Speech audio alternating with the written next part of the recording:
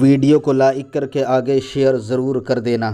اور کیوں رضا کڑتے ہو ہنستے اٹھو، کیوں رضا کڑتے ہو ہنستے اٹھو، جب وہ غفار ہے کیا ہونا ہے۔ میرے پیارے آقا صلی اللہ تعالی علیہ وسلم کے پیارے دیوانوں، جس آیہ کریمہ کے حصے کی تلاوت کرنے کا شرف حاصل کیا، میرا کریم اس سے متعلق مجھے حق کہنے اور آپ تمامی حضرات کو حق سن کر اس پر عمل کرنے اور اسے عام کرنے کی توفیق عطا فرمائے۔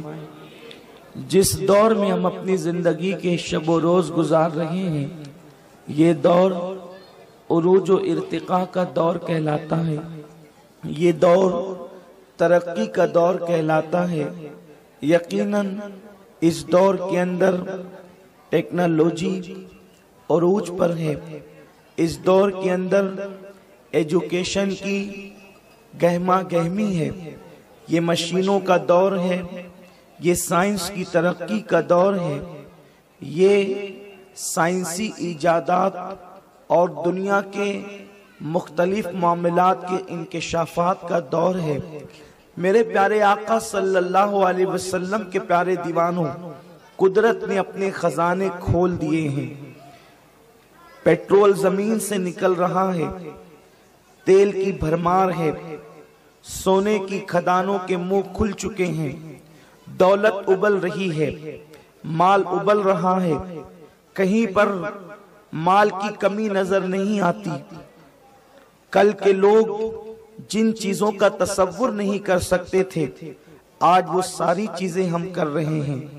کل ایک ماں اگر اپنے بیٹے سے جدا ہو کر حج کے لیے جاتی تو اس کا حال یہ تھا کہ اس کو مہینوں سفر میں لگتے، اور جب ماں کا خط بیٹے تک آتا تو کبھی ایسا ہوتا کہ خط لکھنے والی ماں انتقال کر جاتی اور قبر میں اس کی ہڈیاں گھل جاتی، اس کے بعد بیٹے تک خط پہنچتا۔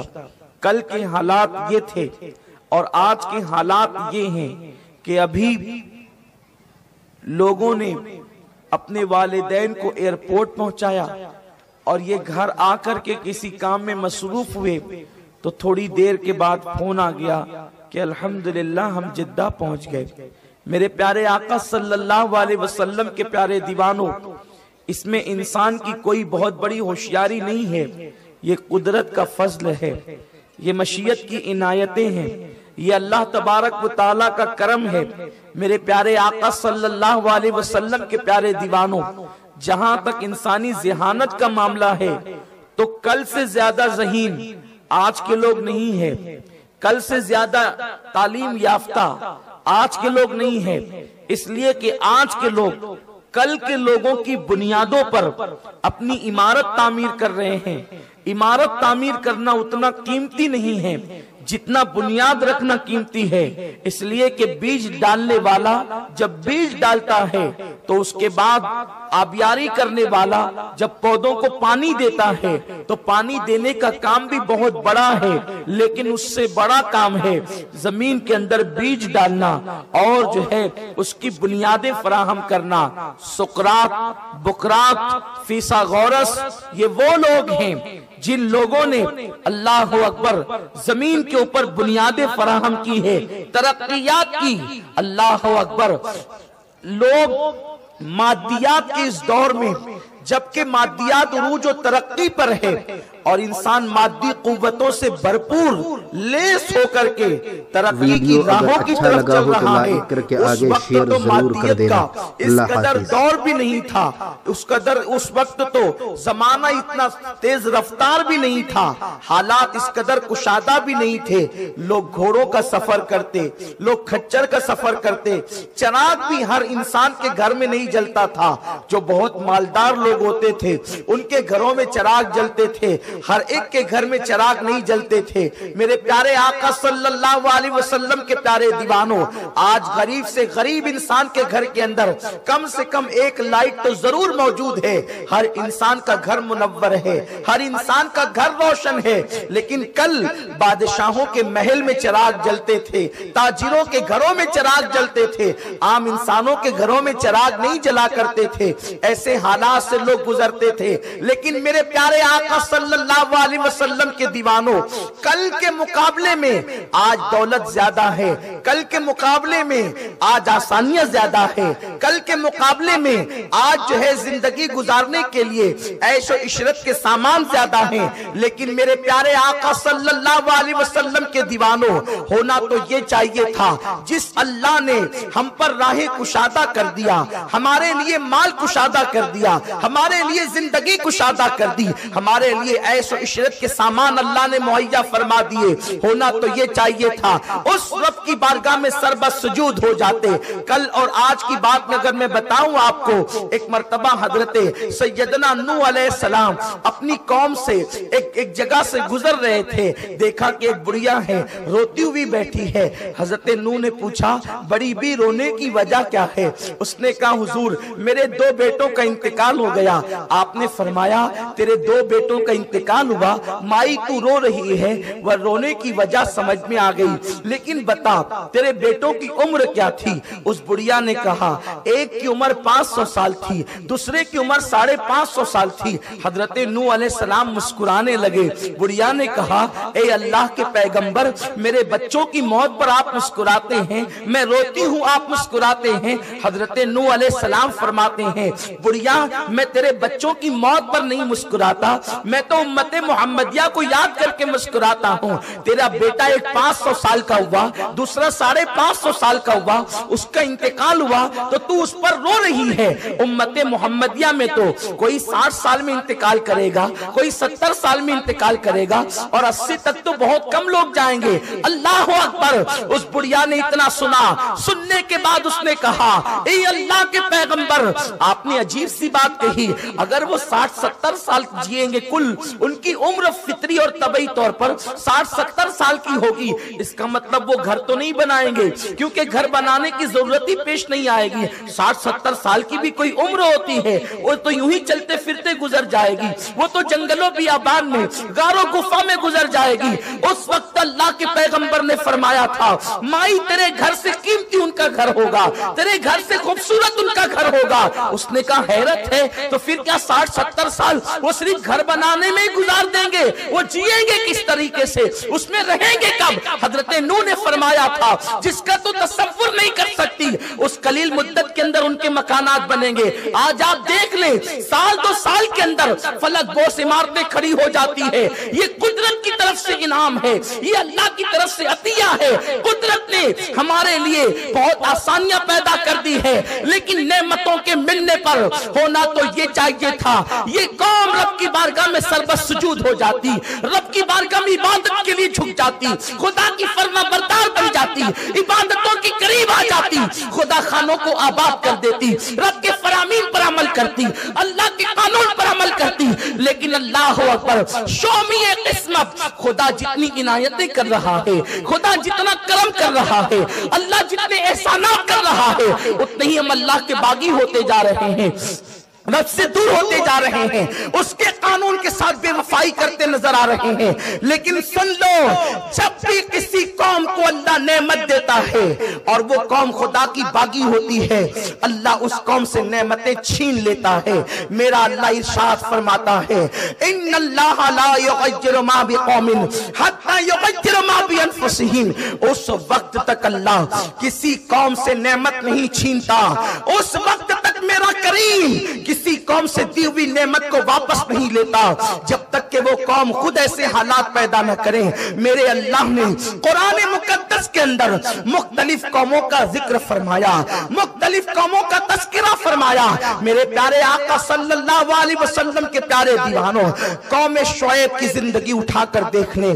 قوم شعیب ایک مالدار قوم ہے، یہ لوگ بڑے خوبصورت مکان بنایا کرتے تھے، خوبصورت مکانوں میں رہا کرتے تھے، بہت بڑے تاجر تھے یہ لوگ، مال تجارت ان کے پاس بہت تھا اور یہ اس مقام پر رہتے تھے جس طریقے سے آج کل ہمارے یہاں شہروں میں ممبئی کی اہمیت ہے، اسی طریقے سے جناب شعیب کی قوم جو ہے مقام اکا پر رہا کرتی تھی، کئی شہرائیں وہاں آ کر کے ملتی تھی، وہ تجارت کا مرکز مانا جاتا تھا، اس لیے ان کے پاس بے شمار دولت تھی، ان کے پاس مال تھا۔ اللہ کے پیغمبر جناب شعیب علیہ السلام نے فرمایا ناپ تول میں کمی نہ کرو، اللہ کی نافرمانی نہ کرو، رب تبارک و تعالیٰ کی نافرمانی نہ کرو، کسی کا مال ظلمن نہ چھینو، کسی پہ ظلم نہ کرو۔ اللہ کے پیغمبر جناب شعیب علیہ السلام نبیوں کے اندر خطیب الانبیاء کہے جاتے ہیں، اس لیے کہ جناب شعیب کی خطابت بڑی مشہور ہے نبیوں کے اندر،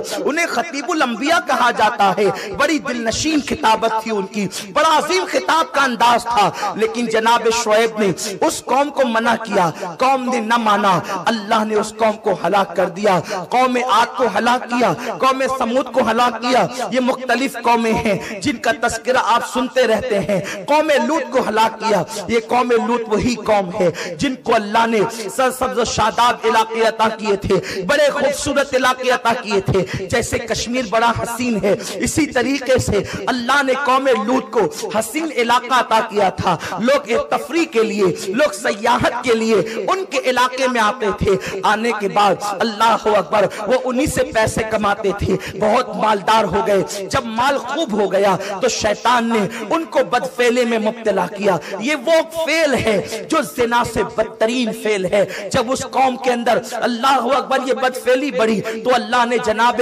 ابراہیم علیہ السلام کے بھتیجے جناب لوط علیہ السلام کو وہاں مبعوث فرمایا۔ آپ جانتے ہیں یہ وہ فعل ہے کہ جانور بھی ایک دوسرے کے ساتھ نہیں کرتا، جو کام قوم لوط نے کیا تھا۔ اللہ کے پیغمبر جناب لوط علیہ السلام جب اس قوم کے درمیان آئے ہیں تو اس قوم کے اندر یہ ایک گناہ نہیں تھا، عام طور پہ لوگوں کا تصور ہے کہ صرف ایک گناہ تھا، یہ جسے آپ لواطت کہتے ہیں، یہ گناہ بھی تھا، اس کے ساتھ ساتھ وہ تالیاں بھی بجاتے تھے، اس کے ساتھ ساتھ وہ سیٹیاں بھی بجاتے تھے، سیٹی بجانے کا ان کے اندر عام رواج تھا، تالیاں بجانے کا ان کے اندر عام رواج تھا، یعنی اللہ اکبر شرافت سے گری ہوئی حرکتیں وہ سب کچھ کرتے تھے، جب وہ ری خارج کرتے تو زور سے کرتے اور ہنستے تھے۔ اللہ کے پیغمبر نے فرمایا یہ بے حیائی کے کام ہے، ایسا نہ کرو۔ انہوں نے اللہ کے نبی کی بات ماننے کی بجائے انہوں نے یوں کہا کہ لوط تو بڑا شریف بنتا ہے،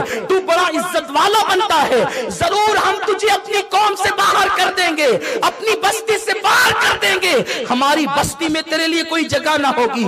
اللہ کے پیغمبر لوط علیہ السلام نے جب اس قوم کو فرمایا میری قوم ایسا نہ کرو ورنہ تم اللہ کے عذاب میں گرفتار ہو جاؤ گے۔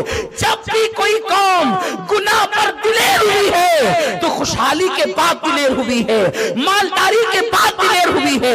اللہ نے جب کسی قوم کو ہلاک کرنا چاہا تو پہلے اسے مال دیا، پہلے اسے دولت دی، پہلے اسے خوشحالی دی، پہلے اسے طاقت و قوت دی، پہلے اسے غلبہ دیا، اس کے بعد وہ قوم جب سرکش ہو گئی تو اللہ نے نبیوں کو مبعوث فرمایا، انبیاء تشریف لائے، انہیں سمجھایا لیکن وہ نہ مانے۔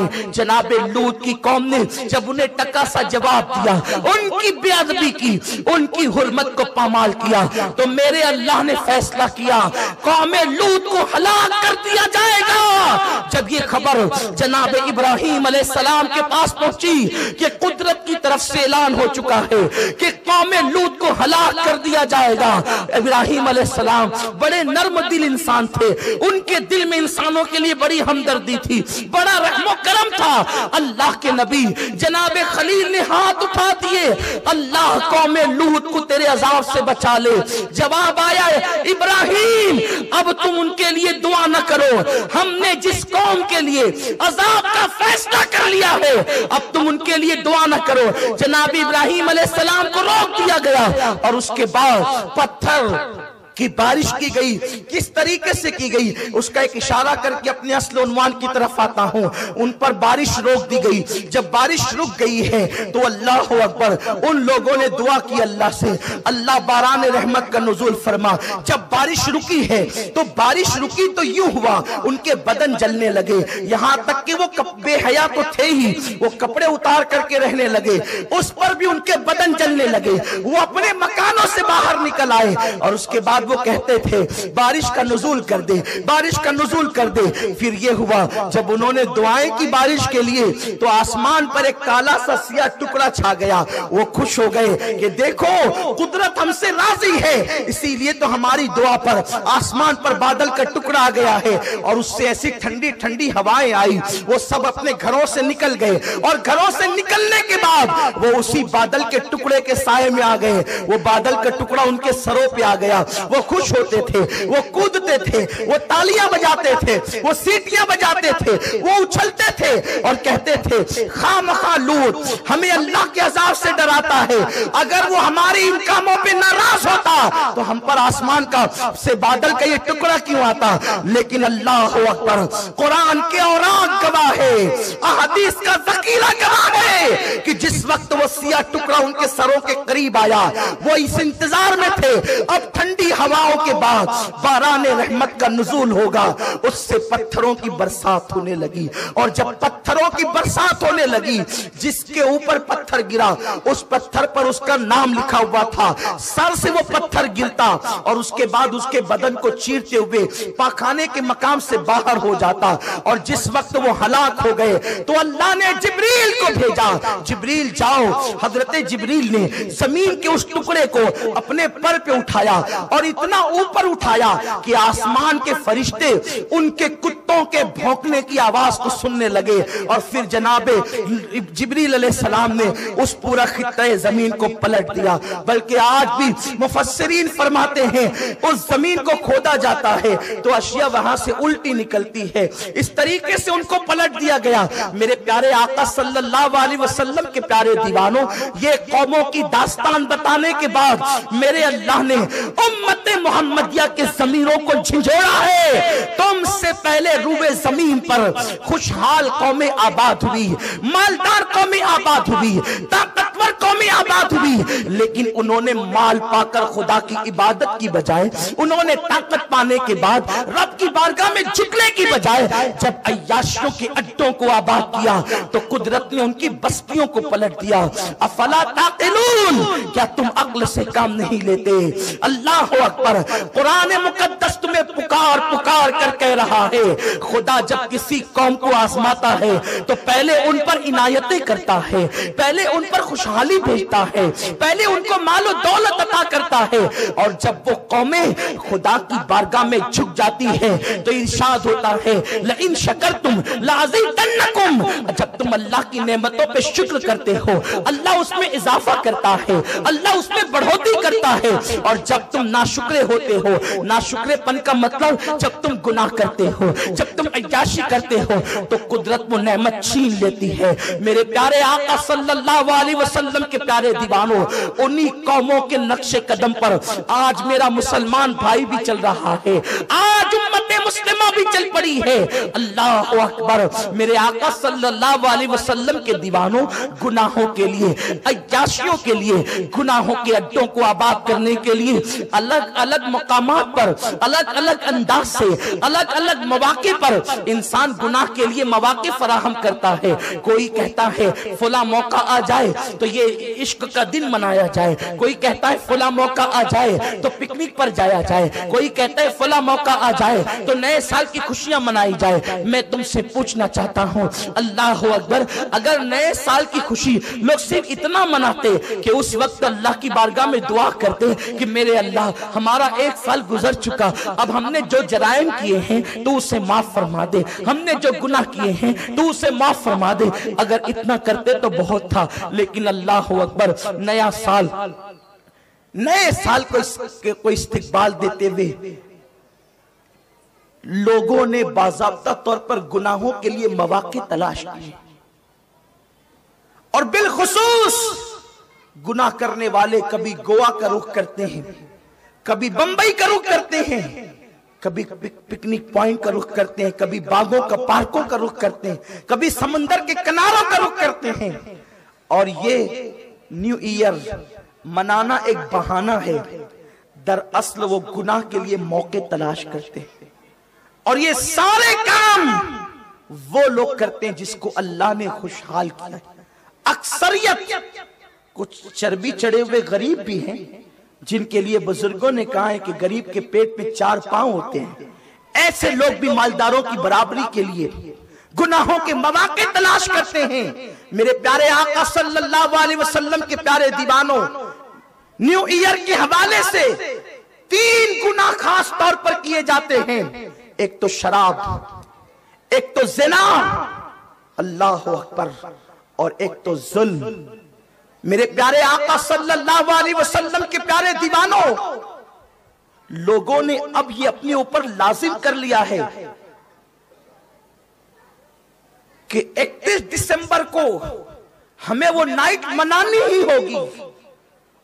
اور پوری دنیا کے اندر، بلکہ اللہ اکبر، دبئی جیسے شہروں کو ایسے سجایا جاتا ہے جیسے دلہن. نام نہاد اسلامی ممالک کہلانے والے بھی اس نحوست میں مبتلا ہیں. شراب، شباب، موسیقی، میوزک، گانے، یہ ساری نحوست. اگر دنیا کی دوسری قومیں اس لعنت میں مبتلا ہے تو ہمیں تعجب نہیں، اس لیے کہ جن کے پاس قانون ہی نہ ہو، جن کے پاس دستور ہی نہ ہو، اگر وہ یہ ساری برائیاں کریں تو تعجب کی بات نہیں. کیونکہ جن کے ہاتھ کٹے ہوں، جن کی آنکھیں اندھی ہو، جن کے کان بہرے ہوں، اگر وہ یہ ساری لعنتوں میں ڈوبے کوئی تعجب نہیں. لیکن جس کے پاس رحمت للعالمین کا قانون موجود ہو، جس کے پاس قرآن جیسی کتاب موجود ہو، جس کے پاس احادیث مصطفیٰ جیسی اللہ اکبر عظیم نعمتیں موجود ہو، وہ قوم بھی دوسروں کو دیکھتے ہوئے، مشرکین کو دیکھتے ہوئے، کافروں کو دیکھتے ہوئے، عیسائی اور یہودیوں کو دیکھتے ہوئے وہ ساری لعنت میں مبتلا ہو جائیں تو اللہ اکبر ان کا حال کیا ہوگا. اے میری قوم کے جوانوں، جوانی عیاشی کے لیے اللہ نے نہیں دی ہے. یہ جوانی کے قیمتی لمحات صرف 16-17 سال تک آپ کے پاس رہیں گے. 15 سال سے جوانی کا آغاز ہوتا ہے اور 35 سال تک کے جوانی رہتی ہے، اور اس کے بعد پھر انسان بڑھاپے کی طرف ڈھلتا چلا جاتا ہے. میرا اللہ فرماتا ہے وَالتِّينِ وَالزَّيْتُونِ وَطُورِ سِينِينَ وَهَذَا الْبَلَدِ الْأَمِينَ. اللہ نے 4 قسمیں اٹھائی اور جوانی کی اہمیت کو بتایا. وَالتِّينِ، اللہ اکبر، جناب ابراہیم کے شہر کی قسم، اللہ اکبر. وَالتِّينِ، ابراہیم کے شہر کی قسم. وَالزَّيْتُونِ، عیسیٰ کے شہر کی قسم. وَطُورِ سِينِينَ، موسیٰ کے شہر کی قسم. وَهَذَا الْبَلَدِ الْأَمِينَ، محبوب کے شہر کی قسم. 4 بڑے پیغمبروں کی اللہ نے قسمیں یاد فرمائی، ان کے شہروں کی قسمیں یاد فرمائی. آپ کہیں گے 3 سے مراد تو انجیل ہم نے سنا ہے، زیتون سے مراد زیتون ہم نے سنا ہے، طور سینین سے مراد ہم نے پہاڑ سنا ہے. ہم کہتے ہیں آخر انجیل اتنی قیمتی کیسے ہو گئی کہ خدا اس کی قسمیں اٹھانے لگے؟ دراصل بات یہ ہے کہ اللہ رب العزت کے کلام کا انداز ہی جدا ہے. میرا اللہ وہ کلام کرتا ہے کہ ہر دور میں لوگ حیرت زدہ ہیں. دراصل ایسا ہوتا ہے کہ جب تاج محل کا نام آتا ہے تو لوگ تاج محل کہہ کر آگرہ مراد لیتے ہیں، اس لیے کہ تاج محل سے آگرہ کی پہچان ہے. اسی طرح سے شہر کے اعتبار سے شہر کبھی کبھی نام نہیں لیا جاتا، لیکن جیسے ہی اس کی کوئی مشہور چیز کا نام لیا جاتا ہے اس شہر کا تصور آ جاتا ہے. جیسے لال قلعہ ہو یا جامع مسجد ہو، آپ فوراً دلی کی طرف رجوع کریں گے. تاج محل کی بات آئے آپ آگرہ کی طرف رجوع کریں گے. بھول بھلیا کی بات آئے تو آپ اللہ اکبر लखनऊ का तसव्वुर करेंगे, यानी शहर मशहूर होते हैं मेरे आका अलैहिस्सलाम के दीवानों। और जब गुंबदे खजरा का नाम लिया जाए तो फौरन मदीना मुनव्वरा का तसव्वुर आता है। तो आशिया से शहर पहचाने जाते हैं। जिस जमीन पर इब्राहिम अलैहिस्सलाम की विलादत हुई वहां की अंजीर मशहूर है। जिस जमीन पर जनाब ईसा की विलादत हुई वहां का जैतून मशहूर है। जो जमीन जनाब मूसा की थी वहां का पहाड़ मशहूर है। अब मेरा अल्लाह अपने नबियों के शहर की कसम याद करता है। इब्राहिम के शहर की कसम, ईसा के शहर की कसम, मूसा के शहर की कसम, वहाज़ल बलदिल अमीन महबूब तेरे शहर की कसम। ये चार कस्में, अल्लाह अकबर, चार कस्में उठाई गई। अल्लाह बगैर कसम के भी कहता तो ईमान वालों के लिए वो हर्फ आखिर है, लेकिन अल्लाह अकबर एक कसम नहीं, चार कस्में। और उसके बाद फिर जवानी की अहमियत बताई गई। लक़द खलक़नल इंसाना फ़ी अहसनि तक़वीम, हमने इंसान को खूबसूरत बनाया। मुफस्सिरीन फरमाते हैं ये खूबसूरती जवानी पर दलालत करती है। खूबसूरत बनाया, जवानी को शबाब दिया, हुस्न दिया, लेकिन जब जवानी की कद्र न की गई, जवानी में इबादत न की गई, जवानी में मौला को मनाया न गया, जवानी में खुदा के कानून पे अमल न किया गया, तो मेरा अल्लाह फरमाता है, अल्लाहु अकबर, लक़द खलक़नल इंसाना फ़ी अहसनि तक़वीम सुम्मा रददनाहु अस्फ़ला साफ़िलीन। जब जवानी की नाकदरी की गई तो हमने बुढ़ापे की बीमारियों में ढकेल दिया, बुढ़ापे के गड्ढे में ढकेल दिया।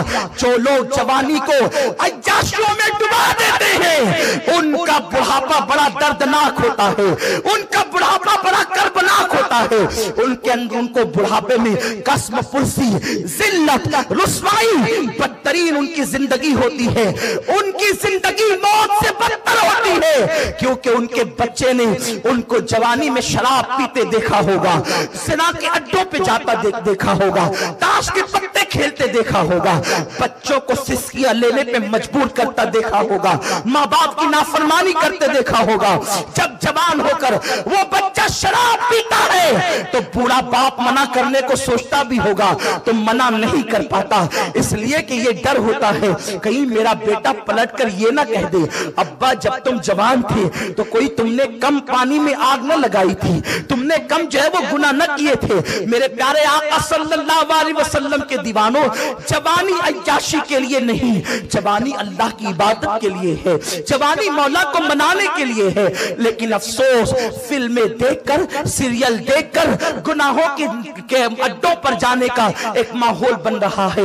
इंटरनेट देख करके गुनाहों की राहों को हमवार किया जा रहा है। मेरे प्यारे आका सल्लल्लाहु अलैहि वसल्लम के दीवानों, एक बात बहुत जिम्मेदारी से कह देना चाहता हूँ, गुनाहों का वबाल सिर्फ तुम्हारे सर पर नहीं, जिनके माँ बाप जराइम करते हैं उनकी नस्लों तक गुनाहों की नहुसत होती है। क्या तुम्हें नहीं पता?